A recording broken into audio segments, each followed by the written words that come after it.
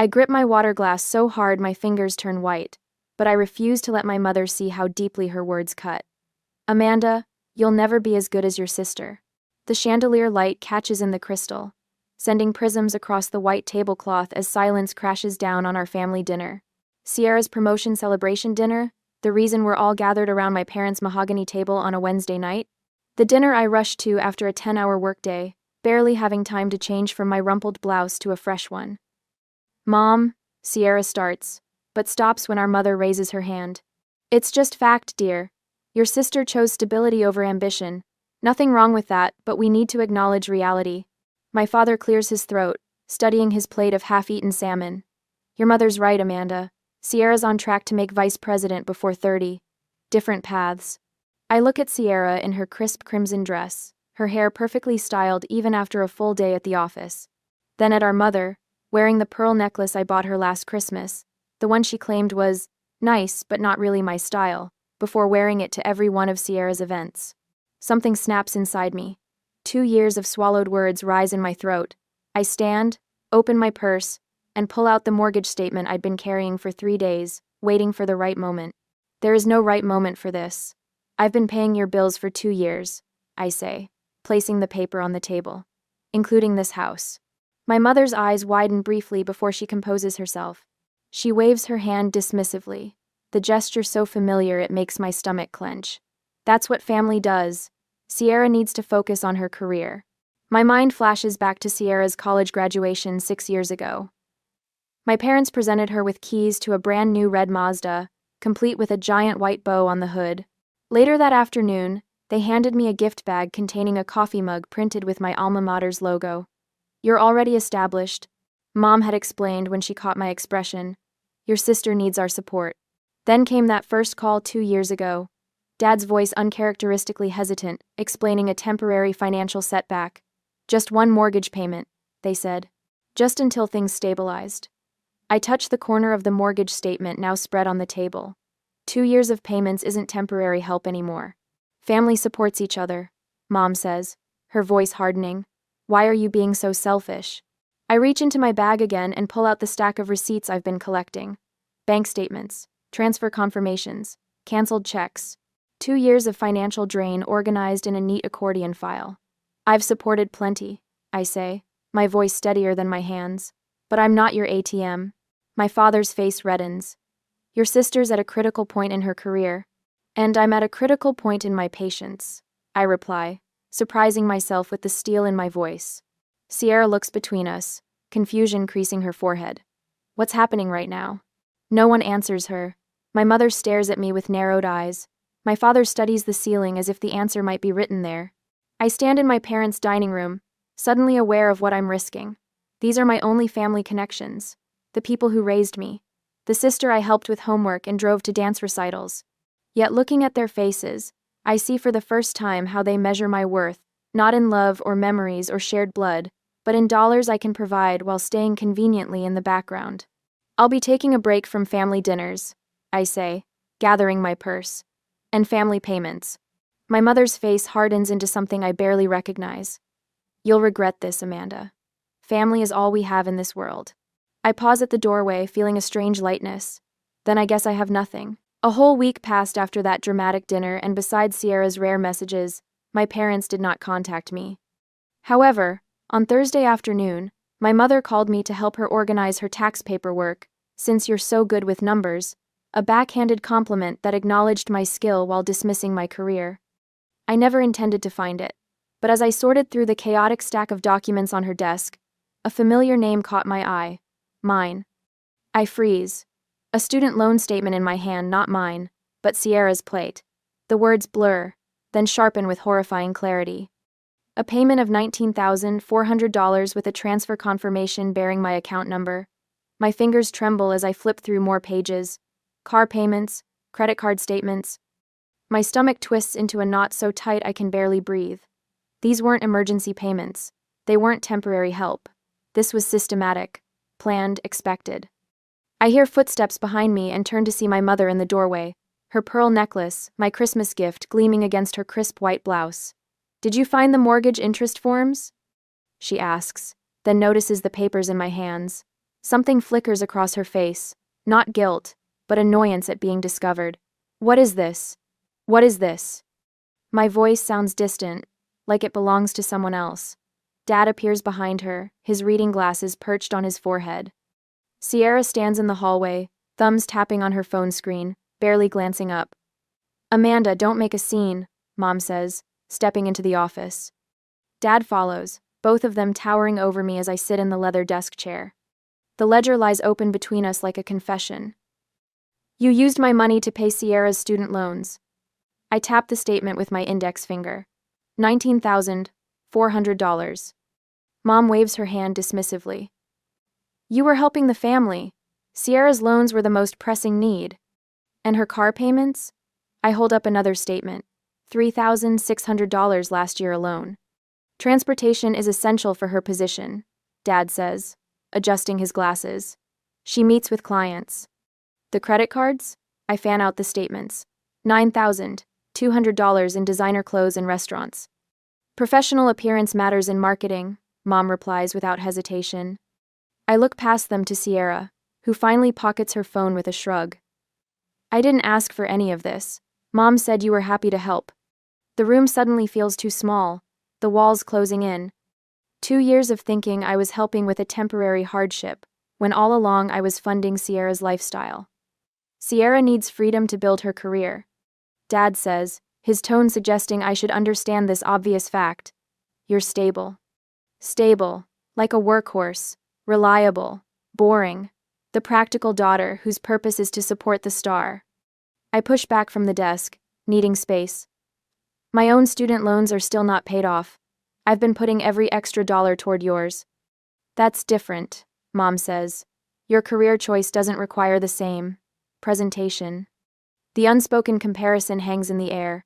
Software engineering versus marketing, back office versus front-facing. Invisible versus celebrated. Do you have any idea what this is doing to my financial future? I ask, my voice stronger now.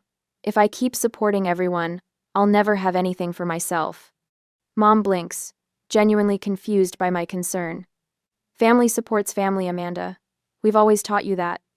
Sierra's wedding is coming up, she continues, a new gleam in her eye. Of course you'll help with that too. She deserves the perfect day. The casual assumption knocks the wind from me. I grab the ledger, flipping to the last page where I've tracked every payment. The total glares back at me, $61,000. $61,000. 2 years of mortgage payments, student loans, car payments, credit cards. $61,000 spent supporting my family while they treated me as the less successful daughter. I closed the ledger with trembling hands. All this time, I'd been enabling their favoritism by financing it. Later that afternoon, I show the ledger to Diane, my colleague and the closest thing I have to a friend these days. We sit in a cafe, coffee growing cold between us as she examines the pages. This isn't normal family support, Amanda, she says finally, closing the book and sliding it back to me. This is exploitation. The word hits me like a physical blow. Exploitation. Not help, not family duty. A deliberate taking advantage. As I drive home that night, ledger copies tucked in my bag, I wrestle with an impossible choice. Should I cut off financial support immediately and force my family to face reality? Or gradually reduce payments to give them time to adjust? The first option might shatter relationships beyond repair, but the second meant more months of financial strain for me. What would you do when the people who should love you unconditionally only value what you can give them? Next Wednesday morning, at work, my phone buzzes with the 5th call from my cousin this week. My family will hold a family emergency meeting, yet I intend not to go. I silence the phone and slide it face down on my desk, watching the screen light up again almost immediately. The Morris family reunion is apparently all anyone can talk about. Are you avoiding someone? Diane asks from her cubicle, eyebrow raised. My mother organized a family reunion without telling me, I say, rubbing my temples. Now she wants me to fund it. Diane's eyes widen. The nerve after everything else they've taken. I nod, opening my email to find 3 messages from aunts and uncles I haven't spoken to in months. Each contains subtle variations of the same request. The family needs help. And apparently, I'm the designated helper. Did you know about the reunion? I ask Diane. No, but your sister's engagement is all over social media, she says, turning her monitor toward me. Your mother tagged everyone except you. Sierra's beaming face fills the screen, a diamond ring prominently displayed on her left hand. The caption reads, "Planning the celebration of the century for my beautiful daughter. Blessed." My stomach tightens when I see the first comment. Amanda will help make it perfect. I've become the family ATM, and now they're making promises on my behalf. Later that evening, I curl up on my couch with a cup of tea, scrolling through Facebook. My thumb freezes over a photo posted 5 weeks ago, my parents and Sierra posing in front of the Las Vegas sign, cocktails raised in celebration. The timestamp shows it was taken during the weekend. I worked overtime to cover an emergency property tax payment for their house. They went to Vegas with my money while telling me they couldn't make ends meet. In the days that follow, sleep becomes a luxury I can no longer afford. Night after night, I lie awake, calculating numbers, how much I've given, how much they've asked for, how much I have left. The weight of financial worry presses against my chest until breathing becomes difficult. During meetings at work, I catch myself drifting away, thinking about the second notice on my own student loan payment, while Sierra's loans are paid in full with my money. You look exhausted. My boss commented one Thursday morning, after I missed a deadline for the first time in 3 years. I'm fine, I lie, but the dark circles under my eyes tell the truth. I start keeping a journal, every phone call, every request, every dollar transferred. The small leather-bound book becomes my constant companion. In its pages, I document the pattern of manipulation that has shaped our family dynamic for years. The casual mentions of Sierra's accomplishments, followed by requests for money, the guilt trips when I hesitate, the celebration dinners I pay for but am barely acknowledged at. The evidence builds page by page, an undeniable record of systematic exploitation. One Tuesday evening, as I am sorting out documents, Amanda? A familiar voice catches me off guard as I leave the office one evening. Uncle Frank stands by the elevator, his weathered face creased with concern. Uncle Frank, I say, surprised. What are you doing here? Looking for you, he says simply. You've missed the last 3 family gatherings, not like you. I look down, unsure how to explain. I always thought you were the backbone of this family. He continues, his voice gentle. Now I'm wondering if they've been taking advantage of that strength. His words hit with unexpected force, and I blink back sudden tears. The following Saturday, I find myself in my parents' kitchen. Sierra sits at the counter flipping through bridal magazines while my mother circles venue options in red pen. The country club deposit is due next week. My mother says without looking up, Sierra deserves the perfect celebration. You can cover the venue deposit next week. Not a question. A statement. Something in me snaps a clean, decisive break. I'm not paying another cent, I say, my voice steady, for anything. The room goes silent. Sierra's head jerks up from her magazine. My mother freezes, pen hovering over the page. Don't be ridiculous, she finally says, but uncertainty flickers across her face. I'm serious, I continue, finding strange power in the stillness of my voice. I've paid the mortgage, Sierra's loans, credit cards, car payments. I'm done. My mother's mouth opens and closes, fish-like, as she searches for the manipulative words that have always worked before. But for the first time, I see her tactics clearly. The guilt, the comparisons, the subtle insults wrapped in maternal concern. I've been financing my own mistreatment. You can't just, she begins. I can, I interrupt, and I am. The next day, Diane spreads spreadsheets across her dining table, calculator in hand. Without supporting them, she says, circling a number, you could pay off your student loans in 3 years instead of 15. The figure stares back at me, a future I hadn't dared to imagine. Uncle Frank calls that evening. I spoke with your mother, he says. She's not happy. I know. Good, he responds firmly. Sometimes family needs to learn hard lessons. I'm proud of you for setting boundaries. That night, I open my laptop and begin searching for job opportunities outside of Austin. Seattle catches my eye-tech jobs with higher salaries, a fresh start 3,000 miles from Texas. I allow myself to imagine a life built around my own needs and dreams instead of my family's demands. The next morning, I drive to the bank and request printouts of every transaction for the past 2 years. The clerk raises an eyebrow at the volume but complies. Hours later, I organize the stack of papers chronologically, highlighting each payment to my parents. Tucked among my father's financial documents, I discover a statement for an account I've never seen before. An account with a balance that contradicts every claim of hardship he's made.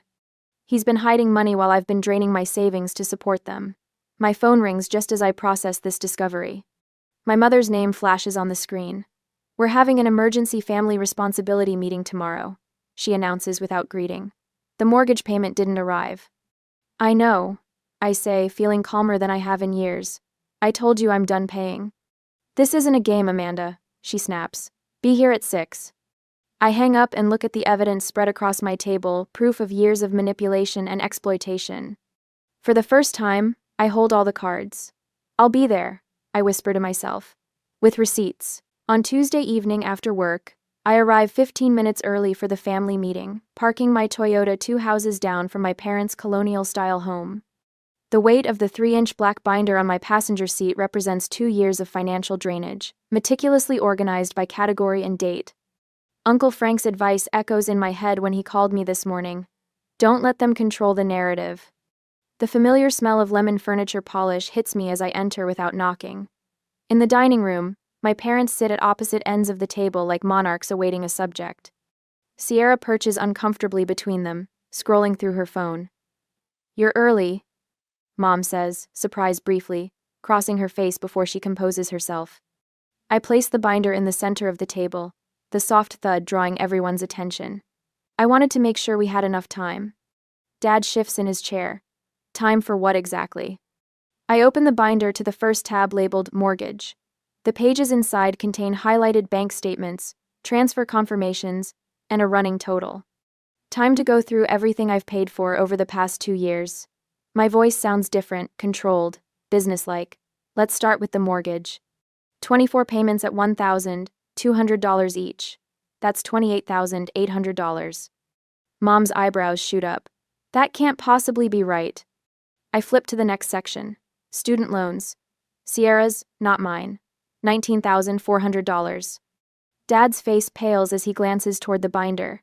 His fingers drum against the polished mahogany. Car payments for Sierra's Mazda. $3,600. I turn another page. And finally, credit card bills, mostly for clothing, restaurants, and Sierra's work trips. $9,200. Sierra's phone slips from her hand, clattering against the table. That's more than I make in 3 months. The grand total, I say, turning to the summary page with the figure highlighted in yellow, is $61,000. Mom's lips press into a thin line. You're exaggerating. Half those payments were gifts. You offered to help. I have proof for every dollar. I pull out a manila folder containing copies of every check, every transfer receipt. The stack lands with a satisfying thickness beside the binder. Would you like to go through them one by one? This is ridiculous, Dad mutters, but his eyes avoid mine. Sierra reaches for the folder, paging through the evidence with trembling fingers.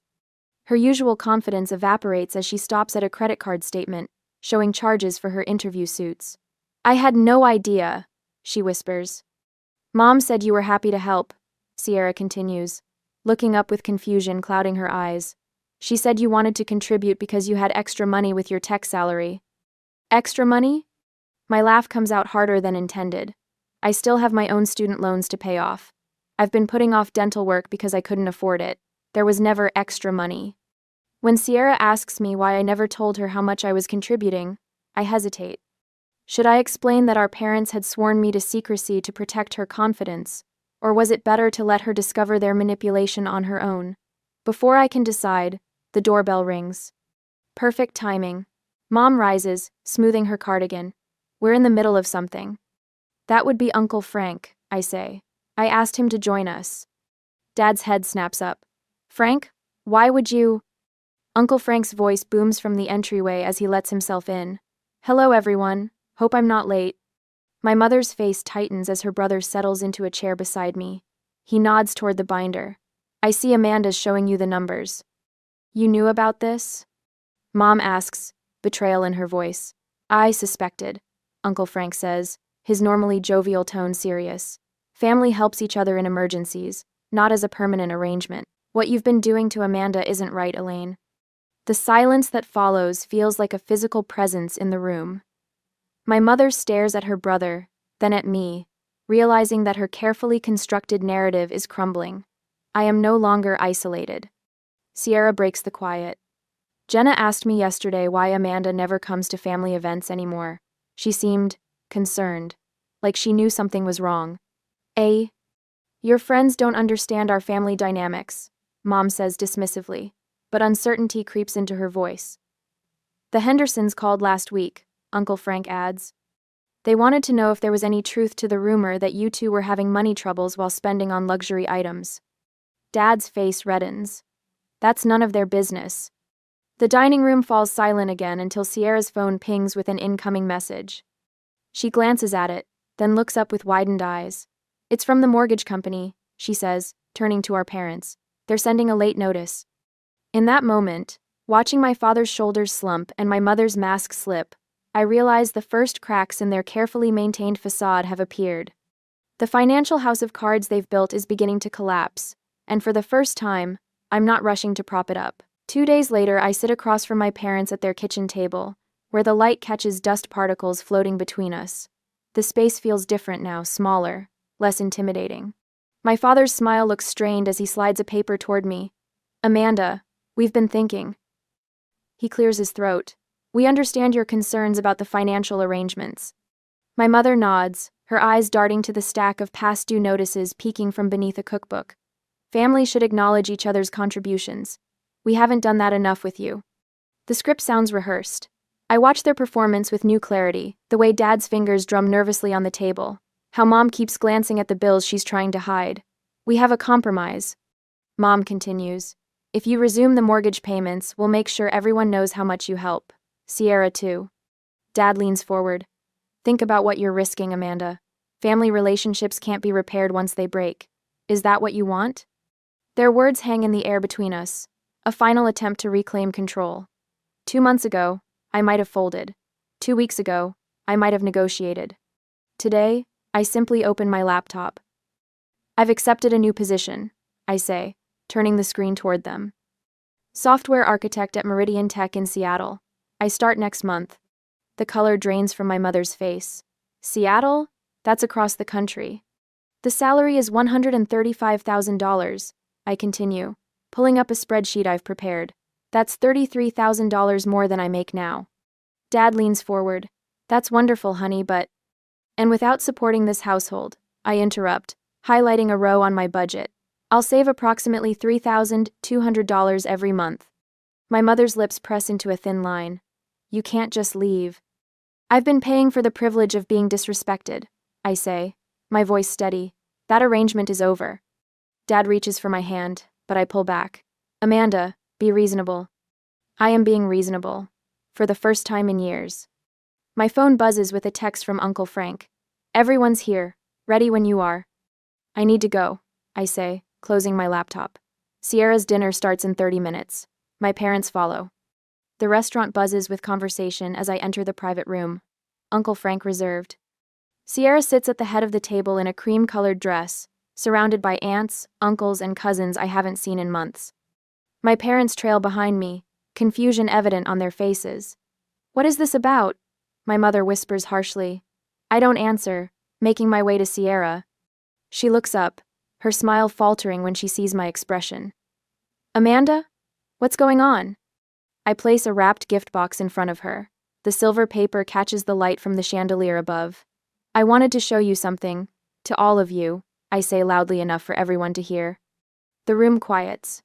Open it. Sierra hesitates before carefully removing the wrapping paper. Inside lies a leather-bound portfolio containing every financial record, receipt, and bank statement from the past 2 years. Here's my gift to you, the truth about who's been supporting you. Sierra flips through the pages, her expression shifting from confusion to shock. It's all there, I say quietly. $61,000 over 2 years. Sierra looks up, her eyes filling with tears. She turns to our parents, who stand frozen near the doorway. How could you? My mother steps forward. Sierra, this isn't the place. No, Sierra snaps, holding up a page. We need to fix this at this moment. Uncle Frank stands. Your sister has been carrying this family while being treated like she's less successful than you. Aunt Patricia gasps. Martha, is this true? My mother's face reddens as murmurs spread through the room.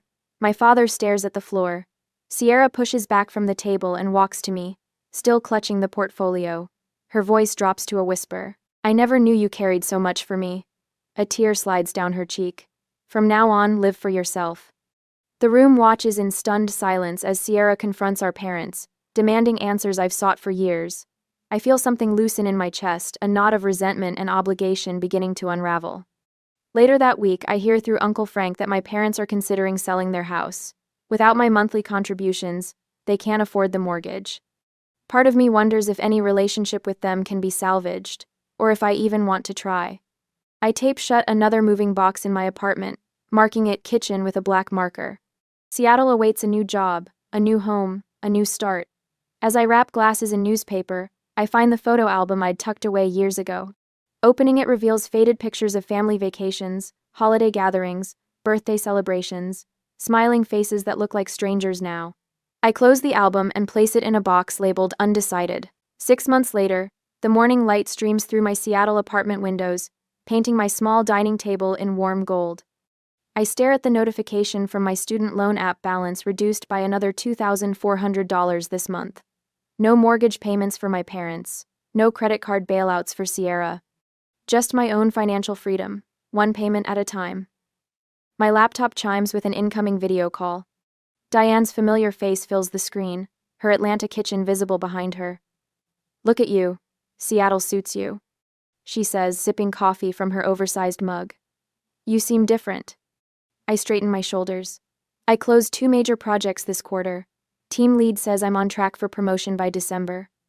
And no one taking credit for your work this time, Diane notes. I laugh, a real laugh that starts in my belly and rises without restraint. It's strange not having to downplay my success to avoid making someone else feel bad.